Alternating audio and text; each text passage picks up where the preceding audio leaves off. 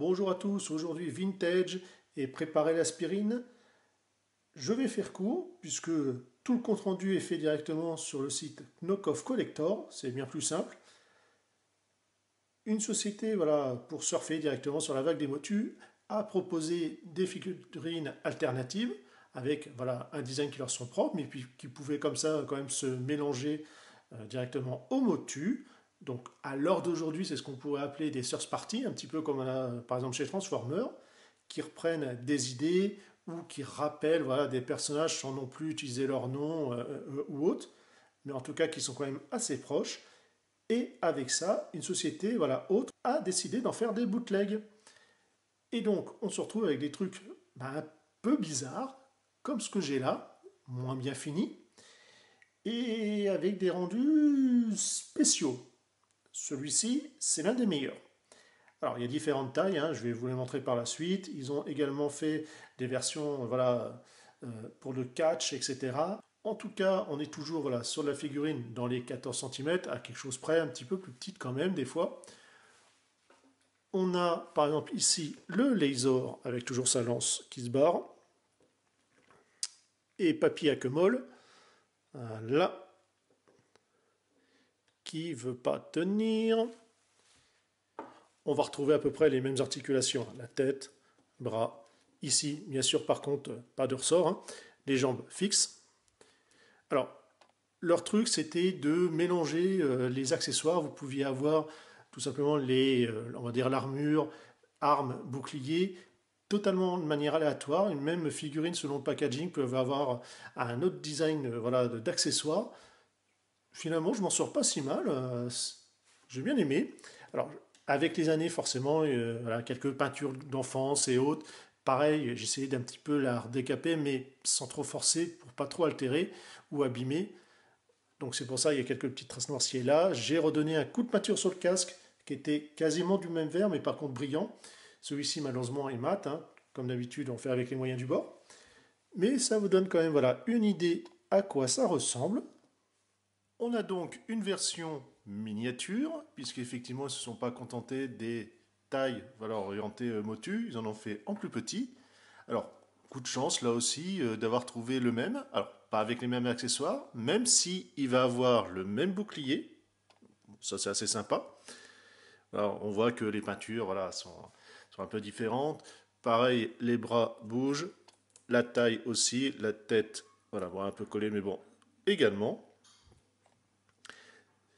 En termes de taille, donc je vous rappelle, là on est sur du 14 cm, là on est sur du 9,5.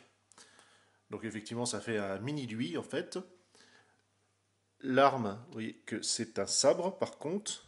Donc comme je vous disais, hein, c'est totalement aléatoire dans les possibilités. En variante, avant de passer au catch, vous avez également, bon, on va le laisser à côté, voilà, celui-ci, enfin en tout cas ce type de corps là, donc qui peut être lui par contre facilement déboîté entre guillemets, puisque autant cela n'avait les jambes qui bougeaient pas, c'était fixe, que lui, oui, ici, bon, bien sûr le torse, le bras. Par contre là où on avait un bouclier en dur, là c'est en souple. Alors je l'ai repeint parce que voilà, il, est, il avait pris quelques couleurs et compagnie, de mauvaise peinture, enfin de feutre et impossible à enlever avec les années. Ici, voilà, pareil, on retrouve un système de souple, une arme là aussi différente à chaque fois. Et par contre, lui, il a même, oula, c'est tombé, un flingue. Alors c'est vraiment du bootleg, hein, 100%, comme je vous disais. Mais encore, voilà, on va dire qu'ils peuvent faire leur effet. On garde Pépère en termes de comparaison. Et là, pour aller directement en comparaison, on va prendre le plus moche pour l'instant, celui-ci. Alors, oui, main noire, voilà, tête noire, il a eu droit du marqueur et malheureusement, impossible à enlever. J'ai essayé 10 000 produits. Sur certains, voilà, c'est parti, certains accessoires et autres, il n'y a aucun souci. Mais là, les bras et la tête, c'est un autre plastique, un petit peu poreux, et donc ça a totalement bu, hein, et rien à faire. Bon. Bref, tant pis, hein, de toute façon, c'est qu'un bootleg. Bon, il a quand même eu droit à une petite cure de jouvence, hein, avec voilà, un petit coup de peinture léger pour refaire ressortir l'or, parce que c'était pas entièrement monochrome à l'époque. Donc, on va dire Ça permet de rehausser, de faire un petit truc. Dans les mouvements, vous avez la tête, bras. Alors par contre, le torse est fixe. Et les jambes, voilà, il y a un petit peu plus de souplesse. Au moins, voilà, pour le catch, vous pouvez faire des suplexes. Bon, voilà, il a le slip qui s'écarte, le pauvre vieux. Et le mieux, en termes, voilà, de... Voilà, on va pas dire de design, mais voilà, de conditions.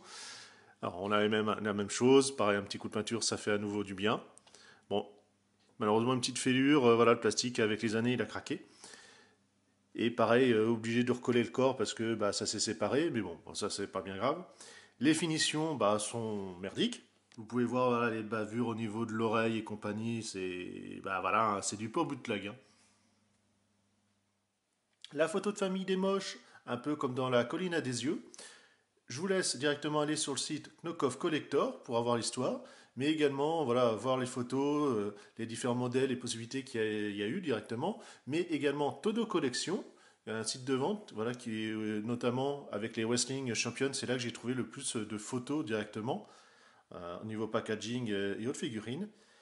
Et nous sur ce, bah, on se retrouve bientôt.